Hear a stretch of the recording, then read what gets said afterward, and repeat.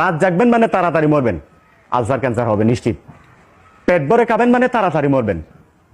খেতে খেতে এই পর্যন্ত নিয়ে এসেছেন, তাড়াতাড়ি মরবেন।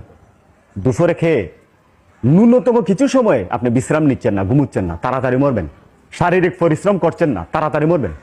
ঘুম থেকে উঠার পরে পুনরায় ঘুমে যাওয়ার আগ পর্যন্ত নিঃশ্বাসে নিঃশ্বাসে মিথ্যে কথা বলছেন, আপনি তাড়াতাড়ি মরবেন। অনেকে বলে না এরা হায়াত পায়, আরে মিয়া হায়াত পাইছিল হয়তো ধরেন 100 বছর, বাঁচছে 50 বছর। আপনি কি করে জানেন এগুলি হায়াত পায়? হায়াত কমছে, আপনি জানেন না।